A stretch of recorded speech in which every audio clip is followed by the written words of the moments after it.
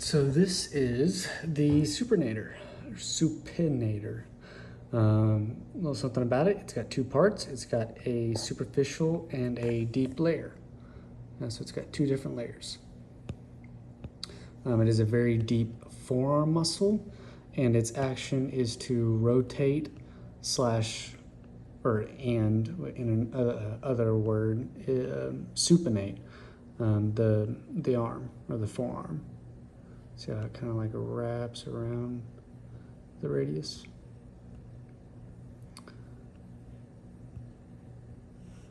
All right. So it has a few origins. This so you can see a little bit better. One of its origins is the lateral epicondyle of the humerus.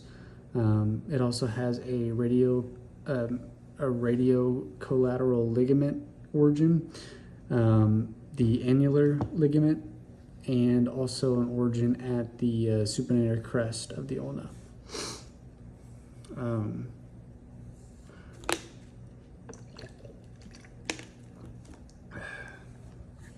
Its insertions are on the lateral, which would be over here, the posterior, which see it right here, and anterior, which you're seeing right there, surface of the proximal 1/3 of the radius, which is what this bone is. This is the radius, this is ulnar, and then that's humerus. It has a few what's it called?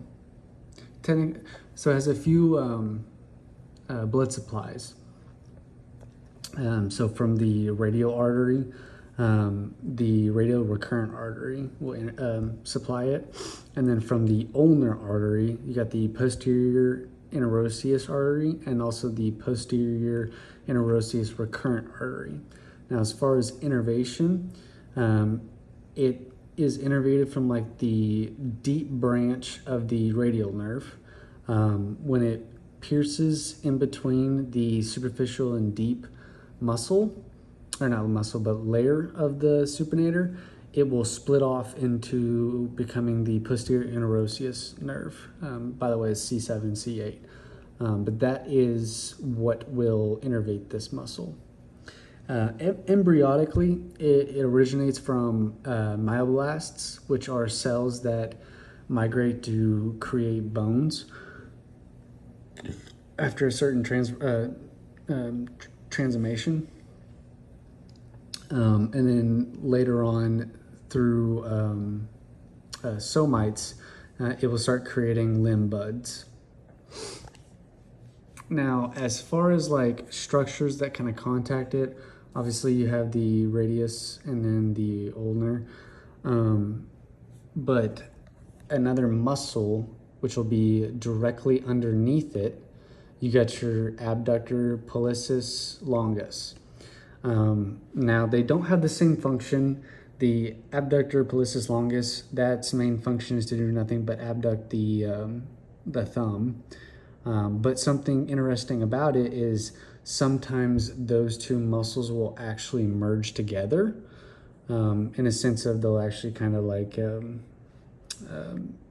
a bone coalition, but in a sense of that they'll actually fuse together in some sorts. And they are also both innervated by the same muscle, which is the posterior interosseous, or not muscle. They're innervated by the same nerve, the posterior interosseous nerve. And then also, I think that is it.